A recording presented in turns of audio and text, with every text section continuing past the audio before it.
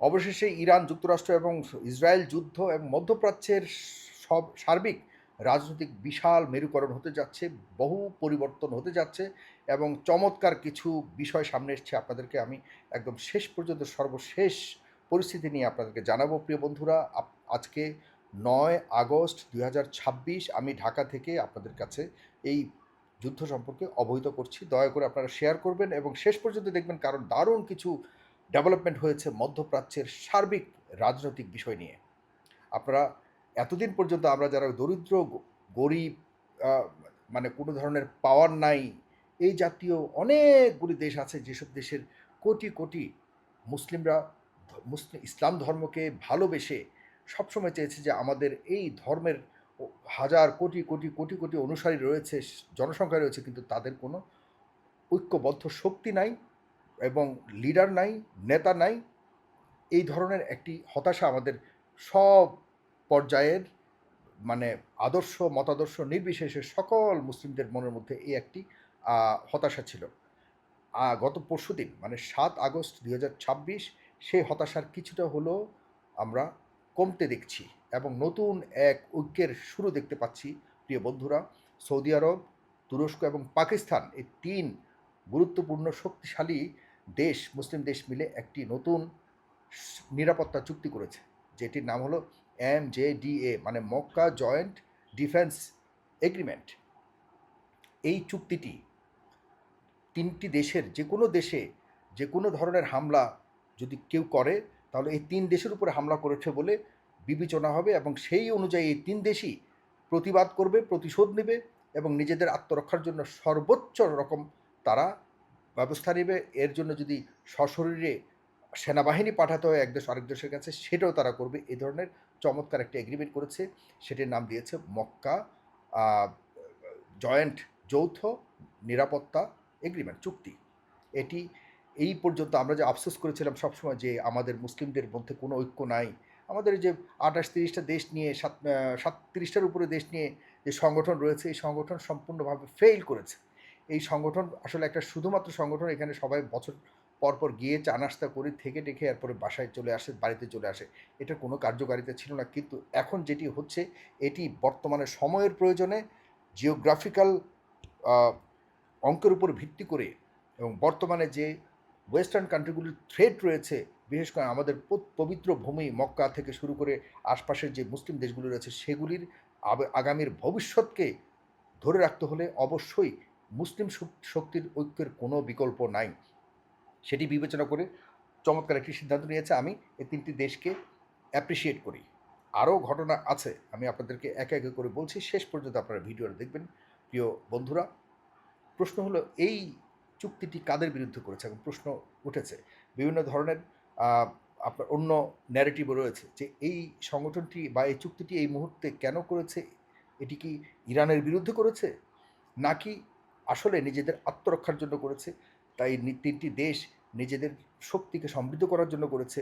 এই ধরনের কথা যখন উঠেছে, তখন ইরান বলেছে যে কোনোভাবে যদি ইরানের ব্যাপারে এই ধরনের চুক্তি করা হয়, তাহলে কিন্তু আমরা কোনোভাবে সহজভাবে মেনে নেব না। তার জবাবে তুরস্ক আজকে গ্যারান্টি দিয়ে বলেছে এটি শুধুমাত্র আমাদের নিজেদের আঞ্চলিক নিরাপত্তার জন্য এবং আমাদের এই দেশগুলো তিনটি দেশের নিজেদের নিরাপত্তার জন্য। এখন আমরা বর্তমানে যে পরিস্থিতি চলছে তাতে আমরা প্রয়োজনীয়তা মনে করেছি, যে কারণে আমরা মুসলিম দেশগুলোকে ঐক্যবদ্ধ হওয়ার জন্যই এই নিরাপত্তা চুক্তিটি করেছি। তুরস্ক যেখানে একটি শক্তিশালী রোল প্লে করছে, সুতরাং এটি এই ধরনের মানে নিশ্চিত বা নিশ্চয়তার কথাগুলোকে আমরা সুন্দরভাবে নিতে পারি।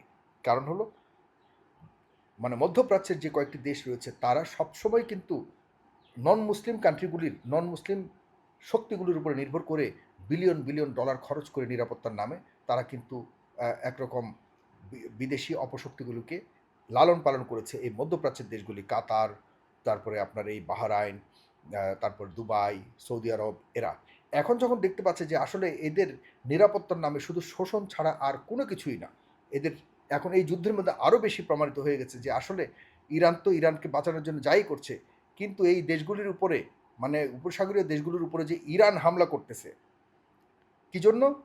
ইরানের তো হামলা ওইখানে করার কথা না। ইরান হামলা করছে কী জন্য? কারণ ওই উপসাগরীয় দেশগুলির মধ্যে এই নিরাপত্তার নামে আসা যুক্তরাষ্ট্রের যে ঘাঁটিগুলি রয়েছে সেসব ঘাঁটি থেকে তো ইরানের উপরে হামলা করা হচ্ছে। তো ইরান স্বাভাবিকভাবেই যে দেশ থেকে হামলা করা হচ্ছে, যে মাটি থেকে হামলা করেছে, সে মাটিতে পাল্টা হামলা করবে না? এটা তো পৃথিবীর একটা বেসিক নিয়ম। এটার জন্য খুব বেশি বড় পণ্ডিত হতে হবে না। সুতরাং এই ধরনের হামলা থেকে বাঁচতে হলে অবশ্যই আ যুক উপসাগরীয় দেশগুলিকে অন্য বিকল্প চিন্তা করতে হবে।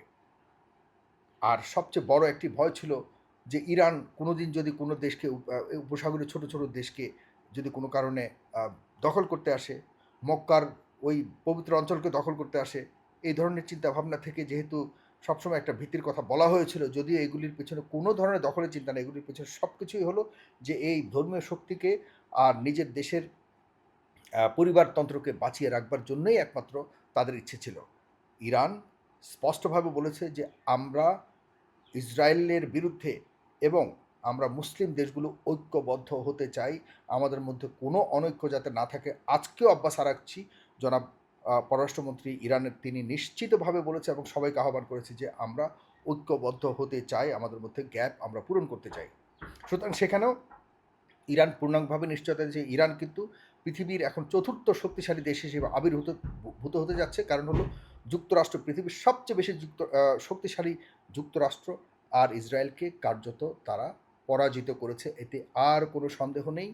এখন সারা বিশ্বের কাছে এই মেসেজ চলে গেছে যে বিশ্বের সকল পরাশক্তিকে হারিয়ে নন পরাশক্তি ইরান বিজয় এনেছে। আর এই ইরানকে ওইসব দেশগুলো ইরান হিসেবে চেনে না, তারা চিনে যে একটা মুসলিম কান্ট্রি হিসেবে, একটা ইসলামিক দেশ হিসেবে তারা চিনে। সুতরাং এই দেশের কাছে তারা হেরে গেছে। আমরা মনে করি এই দেশ এই সামনে যে দিনগুলি আসতেছে, এই দিনগুলি চমৎকারভাবে পুরো মধ্যপ্রাচ্য কেন সারা মুসলিম বিশ্বের সকল ইকুয়েশনকে পরিবর্তন করে ফেলবে। এদিকে ভারত তো পুরো হতাশ।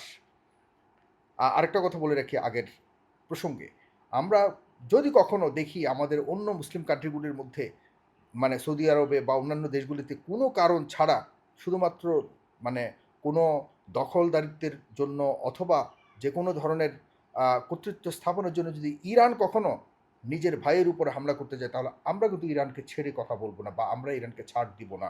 সারা দেশে, সারা পৃথিবীর এই উপসাগরীয় দেশগুলি থেকে শুরু করে অন্যান্য তুরস্ক থেকে শুরু করে পাকিস্তান থেকে আমরা কিন্তু অবশ্যই কোনো ছাড় দিয়ে কথা বলবো না এবং এই ব্যাপারে আমরা মাথা নত করবো না, এটা ইরানকেও আমরা বলে দিতে চাই।